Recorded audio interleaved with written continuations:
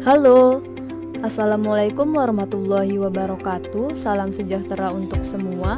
Pada video pembelajaran kali ini kita akan membahas materi bahasa Indonesia di kelas 12. Bagi teman-teman yang belum subscribe, boleh di-subscribe terlebih dahulu untuk mendukung channel ini.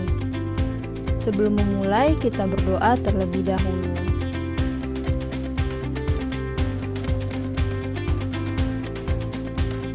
Materi yang akan dibahas yaitu tentang kritik dan esai, kompetensi dasar atau KD yang harus dikuasai, yaitu pada ranah pengetahuan KD 3.6, menganalisis sistematika dan kebahasaan kritik dan esai.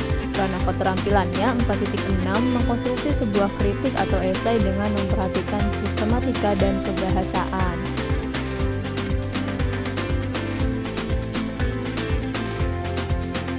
Baik, kita mulai dari pengertian.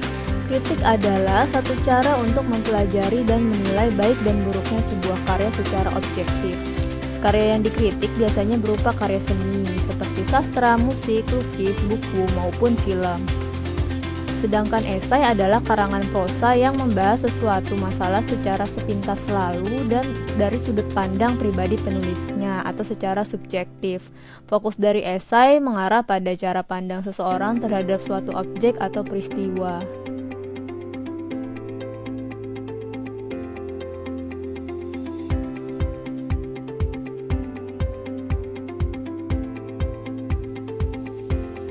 Kritik dan esai memiliki ciri masing-masing.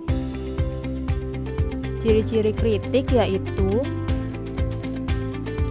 bersifat menanggapi atau mengomentari karya orang lain, menunjukkan kelebihan atau kekurangan, memberi saran perbaikan, dan bertujuan menjembatani pemahaman pembaca atau apresiator dengan karya bersangkutan.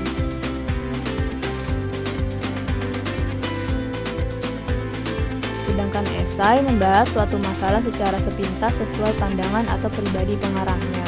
Pengembangan gagasan secara bebas sesuai pengarangnya, disajikan secara ringan dan santai, dan bertujuan membahas suatu masalah secara ringan. Struktur kritik dan esai.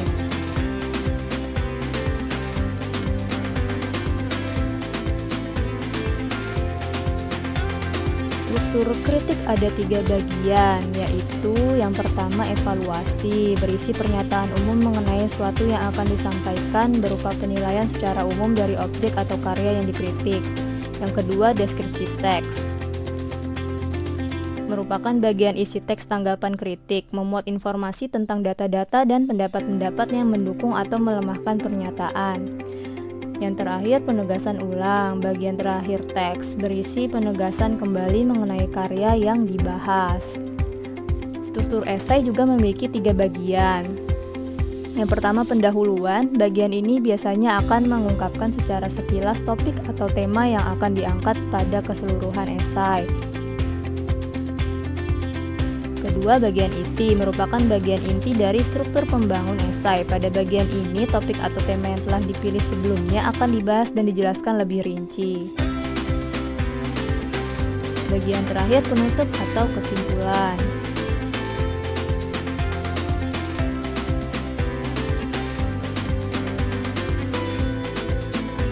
Kaidah kebahasaan.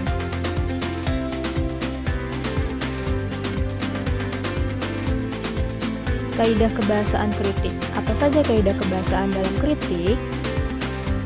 Pertama, kalimat kompleks, yaitu kalimat yang memiliki struktur lebih dari satu atau memiliki predikat lebih dari satu dan berkonjungsi.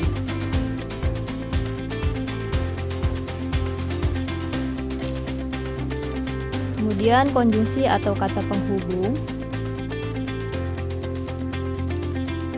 Kata rujukan dalam kritik biasa digunakan untuk memperkuat pernyataan dengan tegas, dikenal juga dengan sebutan referensi. Contoh, berikut ini, demikian, yakni, yaitu, dan sebagainya.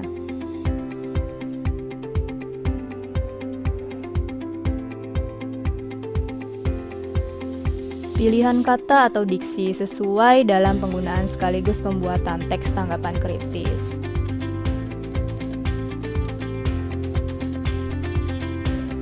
Jelas dan efektif, pernyataan fakta, Pernyataan bersifat menilai seperti mengenai kelemahan dan kelebihan.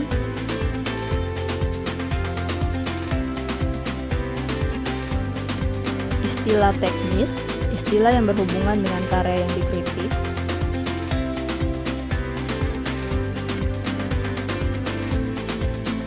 Kata kerja mental, kata kerja yang berkaitan dengan respon seseorang terhadap suatu hal atau peristiwa.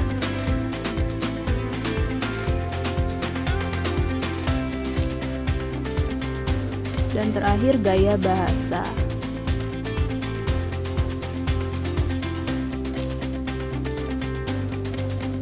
Kaidah kebahasaan esai. Yang pertama, baku. Sesuai dengan kaidah bahasa Indonesia baku, pemilihan kata atau istilah dan penulisan sesuai dengan pedoman umum ejaan bahasa Indonesia.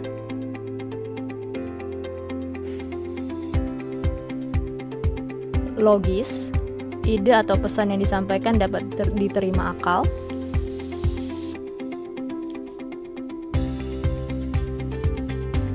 Ringkas. Ide dan gagasan diungkapkan dengan kalimat pendek sesuai dengan kebutuhan tetapi isinya padat.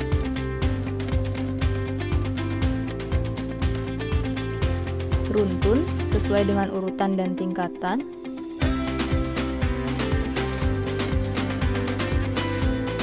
Denotatif. Pernyataan persuasif dapat menarik perhatian pembaca. Pernyataan bersifat menilai.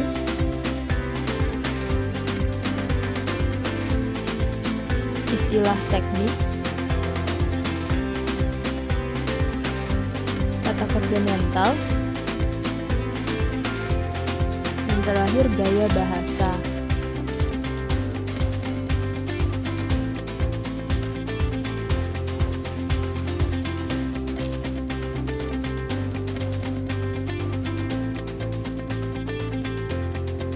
Konstruksi kritik dan esai.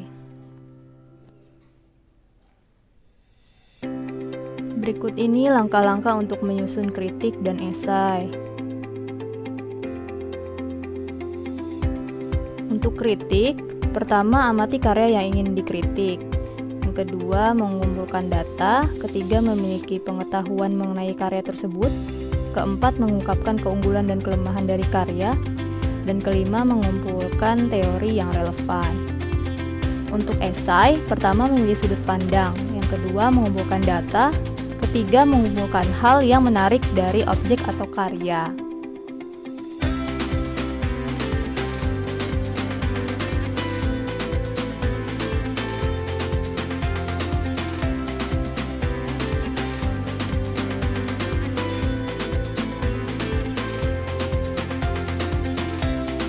Baik, kita sudah sampai di akhir video pembelajaran kali ini. Jangan lupa like, subscribe, dan nyalakan notifikasi untuk mendukung channel ini. Share juga ke teman-teman yang lain ya. Tetap semangat dalam belajar dan selalu jaga kesehatan. Sampai jumpa di video pembelajaran selanjutnya. Wassalamualaikum warahmatullahi wabarakatuh.